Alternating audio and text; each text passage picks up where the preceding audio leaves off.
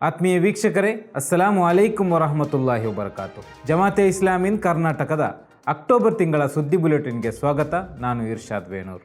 ಮೊದಲಿಗೆ ಮುಖ್ಯಾಂಶಗಳು. ನವೆಂಬರ್ 15, 16, 17ರಂದು ಹೈದರಾಬಾದಿನ ವಾದಿಹುದಾ ಮೈದಾನದಲ್ಲಿ ಜಮಾತ್ ಸದಸ್ಯರ ಅಖಿಲ ಭಾರತ ಸಭೆ. ಡಾಕ್ಟರ್ ಮೊಹಮ್ಮದ್ ಸಾದ್ ಬೆಳಗಾವಿ ನೇತೃತ್ವದಲ್ಲಿ ಕರ್ನಾಟಕ ಮುಸ್ಲಿಂ ಯುನೈಟೆಡ್ ಫ್ರಂಟ್ನಿಂದ ವಕ್ಫ್ ತಿದ್ದುಪಡಿ ಮಸೂದೆ ವಿರುದ್ಧ 44 ತಿದ್ದುಪಡಿಗಳಿಗೆ ಆಕ್ಷೇಪಣೆ. ಜಮಾತೆ ಇಸ್ಲಾಮಿನ್ ಕರ್ನಾಟಕ HRD ಮತ್ತು ಮಾಧ್ಯಮ ಇಲಾಖೆ ಸಹಯೋಗದೊಂದಿಗೆ ಟಿವಿ ಚರ್ಚೆಯಲ್ಲಿ ಭಾಗವಹಿಸುವವರಿಗೆ 2 ದಿನಗಳ ಪ್ಯಾನೆಲ್ ಚರ್ಚೆ ತರಬೇತಿ ಕಾರ್ಯಕ್ರಮ. ಅಖಿಲ ಭಾರತ ಮುಸ್ಲಿಂ ವೈಯಕ್ತಿಕ ಕಾನೂನು ಮಂಡಳಿ ಸಭೆಯ ಪೂರ್ವಭಾವಿ ಸಭೆಯಲ್ಲಿ ಜಮಾತ್ ರಾಜ್ಯಾಧ್ಯಕ್ಷರು ಭಾಗಿ. ನವೆಂಬರ್ 23 ಮತ್ತು 24ರಂದು ಸಿಂಧನೂರಿನಲ್ಲಿ ಸೋಲಿಡಾರಿಟಿ ಯೂತ್ ಮೂವ್ಮೆಂಟ್ನಿಂದ ರಾಜ್ಯ ಮಟ್ಟದ ಕಬಡ್ಡಿ ಪಂದ್ಯಾವಳಿ.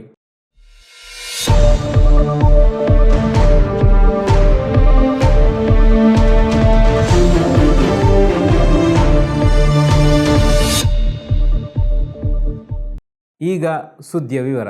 ನವೆಂಬರ್ 15ರಿಂದ 17ರವರೆಗೆ ಹೈದರಾಬಾದ್ನ ವಾದಿಹುದಾ ಮೈದಾನದಲ್ಲಿ ಜಮಾತ್ ಸದಸ್ಯರ ಅಖಿಲ ಭಾರತ ಸಮಾವೇಶ ನಡೆಯಲಿದೆ ಎಂದು ಜಮಾತೆ ಇಸ್ಲಾಮಿ ಹಿಂದ್ ರಾಷ್ಟ್ರೀಯ ಅಧ್ಯಕ್ಷ ಸೈಯದ್ ಸಾದತುಲ್ಲಾ ಹುಸೇನಿ ತಿಳಿಸಿದ್ದಾರೆ.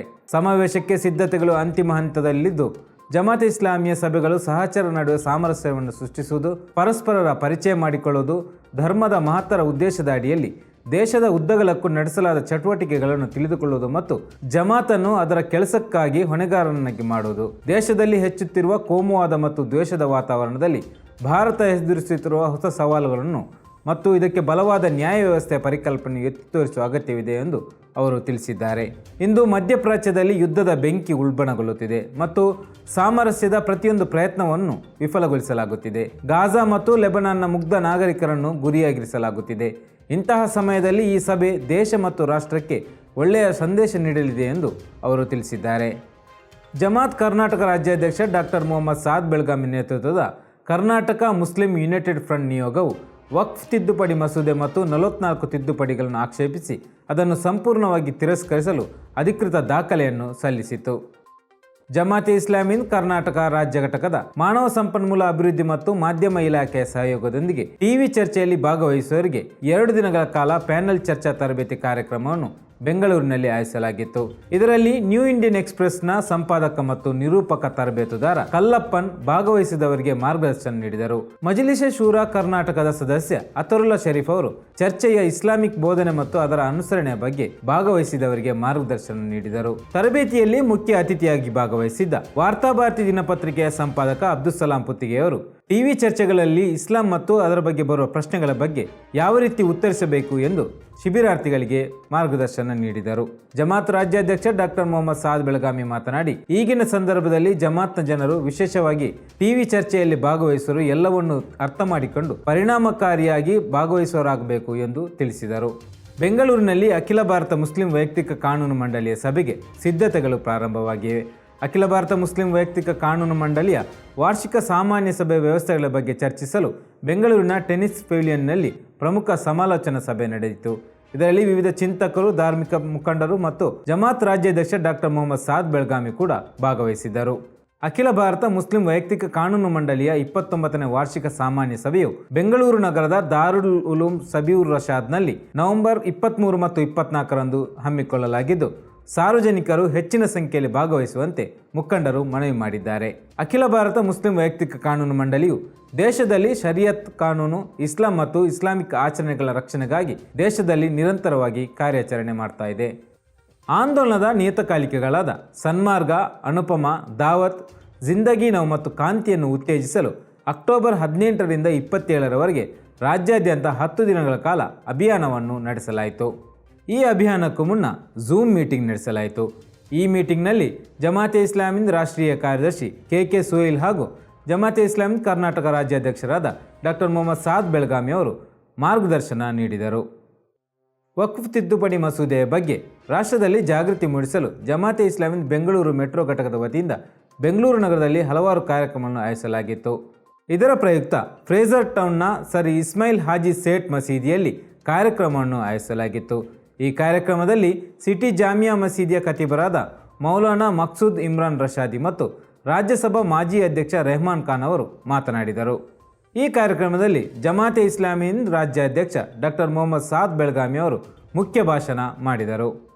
ಕಾಂತರಾಜು ವರದಿಯನ್ನು ಅಂಗೀಕರಿಸುವಂತೆ ಒತ್ತಾಯಿಸಿ ಹಿಂದುಳಿದ ವರ್ಗಗಳು, ದಲಿತರು ಮತ್ತು ಅಲ್ಪಸಂಖ್ಯಾತರು ಕರೆದಿದ್ದ ಸಮಾವೇಶವನ್ನು ಉದ್ದೇಶಿಸಿ ಜಮಾತ್ ರಾಜ್ಯ ಕಾರ್ಯದರ್ಶಿ ಮೊಹಮ್ಮದ್ ಯೂಸುಫ್ ಖನಿ ಅವರು ಮಾತನಾಡಿದರು.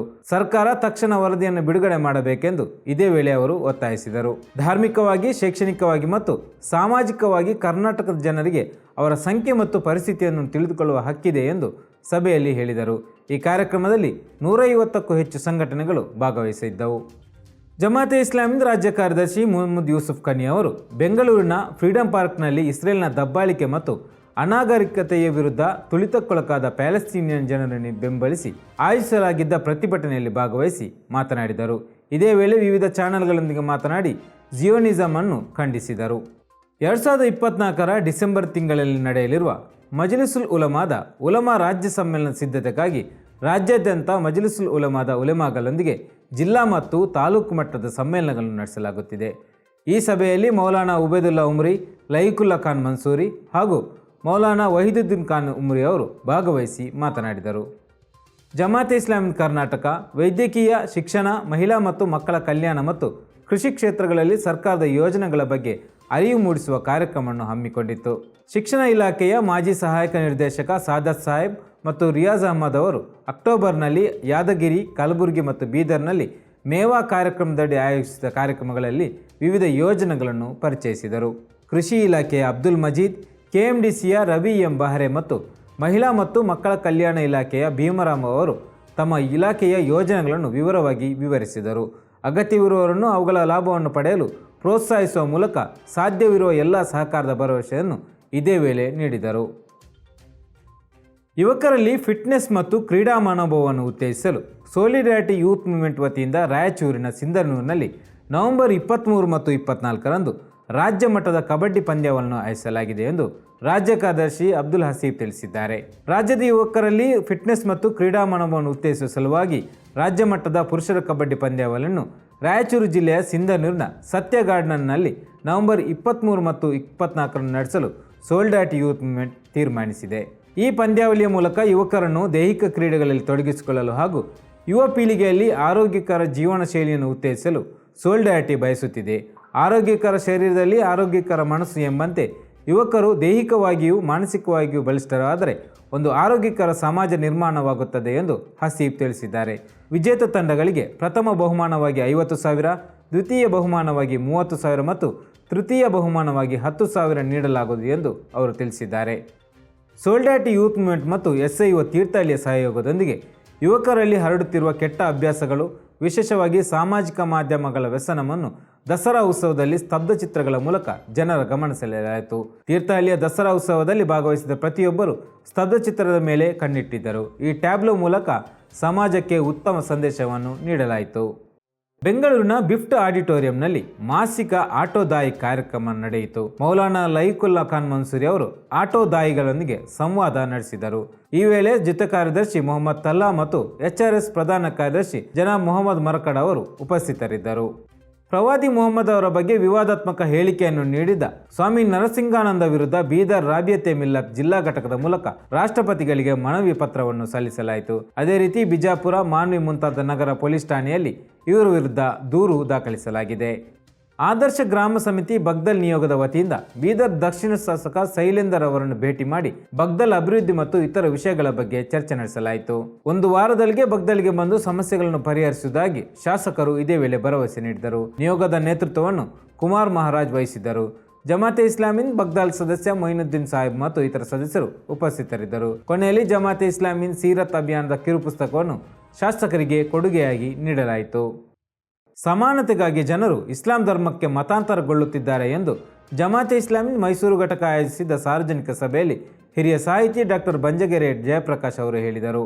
ಜಮಾತೆ ಇಸ್ಲಾಮಿ ಮೈಸೂರು ವತಿಯಿಂದ ಮೈಸೂರಿನ ಕಲಾಮಂದಿರದಲ್ಲಿ ಆಯೋಜಿಸಿದ್ದ ಸೀರತ್ ಕಾರ್ಯಕ್ರಮದಲ್ಲಿ ಮಾತನಾಡಿದ ಅವರು, ಇಸ್ಲಾಂನ ಸಮಾನತೆ ಮತ್ತು ಸಹೋದರತ್ವದ ಸಂದೇಶವು ಜನರನ್ನು ಇಸ್ಲಾಂಗೆ ಆಕರ್ಷಿಸುತ್ತಿದೆ. ಭಾರತದಲ್ಲಿ ಹೆಚ್ಚಿನ ಜನರು ಸ್ವಯಂ ಪ್ರೇರಣೆಯಿಂದ ಇಸ್ಲಾಂಗೆ ಮತಾಂತರಗೊಳ್ಳುತ್ತಿದ್ದರೆ ಜಾತಿ ಮತ್ತು ಸಾಮಾಜಿಕ ತಾರತಮ್ಯದಿಂದ ಬಳಲುತ್ತಿರುವ ದಲಿತರು ಮತ್ತು ಹಿಂದುಳಿದ ವರ್ಗಗಳು ಸಮಾನತೆಯನ್ನು ಹುಡುಕಿಕೊಂಡು ಇಸ್ಲಾಂಗೆ ಮತಾಂತರಗೊಳ್ಳುತ್ತಿದ್ದಾರೆ ಎಂದು ಅವರು ಹೇಳಿದರು. ಈ ಸಂದರ್ಭದಲ್ಲಿ ಮಾತನಾಡಿದ ಜಮಾತೆ ಇಸ್ಲಾಮಿ ರಾಜ್ಯ ಕಾರ್ಯದರ್ಶಿ ಮೊಹಮ್ಮದ್ ಕುಂಜಿ ಅವರು, ವಿಶ್ವದ ಶಾಂತಿ ಮತ್ತು ಭದ್ರತೆಗೆ ಮೊಹಮ್ಮದ್ ಪೈಗಂಬರ್ ಅವರ ಜೀವನದ ಸಂದೇಶ ಮುಖ್ಯವಾಗಿದೆ ಎಂದು ತಿಳಿಸಿದರು. ಕ್ರಿಶ್ಚಿಯನ್ ಸಮುದಾಯದ ನಾಯಕ ಸ್ಪಿನಿ ಡಿ ಮತ್ತು ಇತರ ಅತಿಥಿಗಳು ಪ್ರವಾದಿಗಳ ಜೀವನ ಮತ್ತು ಸಂದೇಶವನ್ನು ಸಾರ್ವಜನಿಕಗೊಳಿಸುವ ಅಗತ್ಯವನ್ನು ಒತ್ತಿ ಹೇಳಿದರು. ಜಮಾತೆ ಇಸ್ಲಾಮಿ ಹಿಂದ್ ಕೋಲಾರ ವತಿಯಿಂದ ಮುಳಬಾಗಿಲು ಮದೀನಾ ಮಸೀದಿಯಲ್ಲಿ ಮಸೀದಿ ದರ್ಶನ ಕಾರ್ಯಕ್ರಮವನ್ನು ಆಯೋಜಿಸಲಾಗಿತ್ತು. ಮಸೀದಿ ಸಮಿತಿ, ಕರ್ನಾಟಕ ರಕ್ಷಣಾ ವೇದಿಕೆ, ಅಹ್ಲೆ ಹದೀಸ್ ಮತ್ತು ಜಮಾತೆ ಇಸ್ಲಾಮಿ ಹಿಂದ್ ಯುವಕರು ಈ ಕಾರ್ಯಕ್ರಮದಲ್ಲಿ ಭಾಗವಹಿಸಿದ್ದರು. ಸಂಪನ್ಮೂಲ ವ್ಯಕ್ತಿಗಳಾಗಿ ಸಂದೇಶ ಪ್ರಚಾರ ವಿಭಾಗದ PRO ಮೊಹಮ್ಮದ್ ನವಾಜ್, ಜೊತೆ ಕಾರ್ಯದರ್ಶಿ ರಿಯಾಜ್ ಅಹಮದ್ ರೋನ್ ಅವರು ಭಾಗವಹಿಸಿದ್ದರು.